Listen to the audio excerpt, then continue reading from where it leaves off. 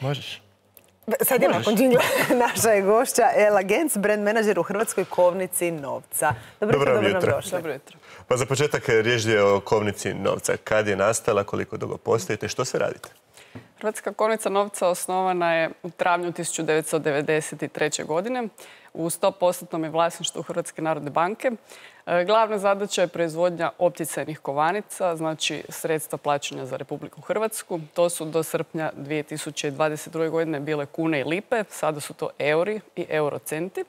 Osim toga, proizvodimo i prigodne i numizmatičke kovanice, odnosno investicijske zlatnike i srebrnjake.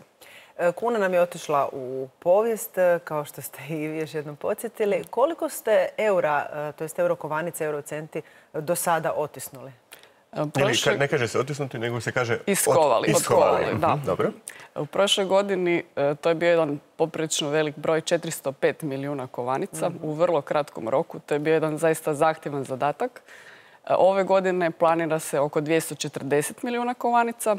To je dakle kapacitet otprilike 4,5 milijuna kovanica dnevno, odnosno 4000 otkova u minuti. Radilo se u 3 smjene, 24 sata dnevno. Zaista jedan naporan posao. Sada je tempo nešto malo lakši, tako da se radi u 2 smjene.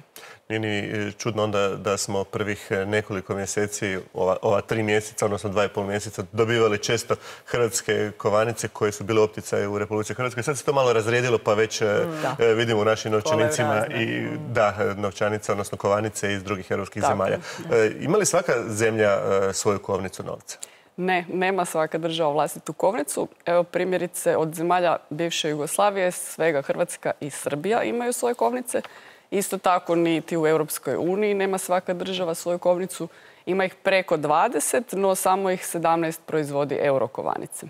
A kako uopće izgleda taj proces kovanja novca? Otkud se kreće?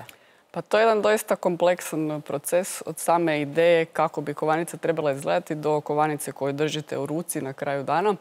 Naime, autori koji su obično kipari sa Akademije likovnih umjetnosti, sa smjera medaljerstvo i mala plastika, kreiraju skicu, odnosno idejno rješenje kovanice.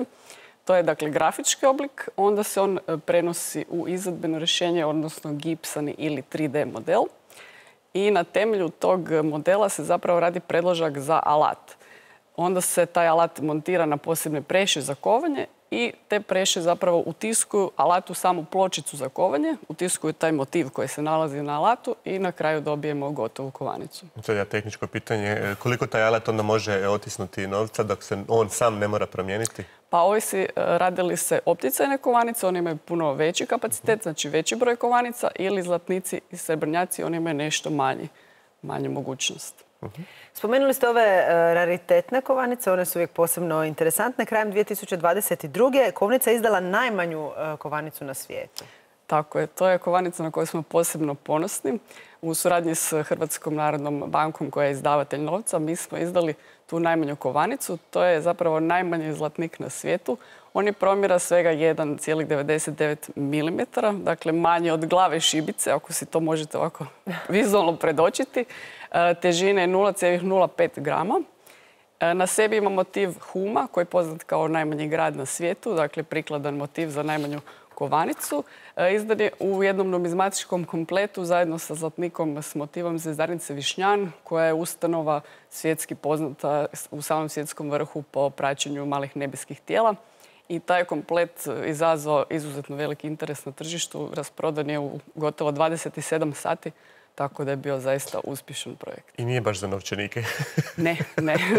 S obzirom da je riječ o 1,9 mm, mora se držati u posebnim pretpostavljama, kutijicama. Tako je, on dolazi u kapsuli u sklopu tog seta. I sa lupom, sa jednim povećalom, ili tako? Da, i povećalom, par rukavica. Tu je moj novac. Tako da možete biti sigurni da je tamo. Da. Evo sad smo, dok razgovaramo, vidjeli i kovanicu s dalmatinskim psom, recimo. Koji su još neki posebno zanimljivi motivi koji izdajete u tim specijalnim edicijama? Pa obično je to nekakva kulturna baština, nekakve povijesne ličnosti Hrvatske koje su, evo, recimo autohtone životinjske i biljne vrste, nešto čime bismo mogli predstaviti zapravo i Hrvatsku svijetu. Naime, naše kovanice se izvoze diljem svijeta, tako da one nalaze put do ruku kolekcionara u brojnim državama i ovo je zapravo neki način da mi ujedno i predstavimo našu državu, ovako simboličnim i važnim motivima. Ovo je bila recimo kovanica od 1000 kuna, ako dobro vidim. To je nominalna vrijednost ove kovanice, znači to nije njena prava vrijednost. Ova je kovanica od 1 unce zlata, tu ima 31,103 grama zlata. Dakle, ona vrijedi puno više od 1000 kuna. Kako dođete do ideje što tiskati, odnosno što kovati, koliko, da rekli ste, 2 puta godišnje primjerice izlaze na svjetlo dana neke nove kovanice, a kolekcionerske isto tako, ili postoji jedan tim koji to sve osmisli? Pa zapravo je to i više puta godišnje. Mi u principu istražujemo i pokušavamo naći nekakve adekvatne motive koje zajedno u suradnji s Hrvatskom narodnom bankom tada i zapravo dolaze na kovanice. Znači pokušavamo naći nešto, predložiti neku inicijativu koju smatramo da bi dostojno obilježila našu državu. Ipak su to prigodne kovanice. One moraju imati motive koji će moći ugledati svjetlo dana i prezentirati nas svugdje u svijetu. Ovo je hum, kovanica? Da, to je hum, da. Kolekcionarska. Puno smo pričali o lažnim novčanicama eura u našoj emisiji. Više puta smo o tome govorili. Što je s eventualnim lažnim kovanicama? Pa tu postoji cijeli jedan odjel koji se tim bavi. To je više u nadležnosti Hrvatske narodne banke.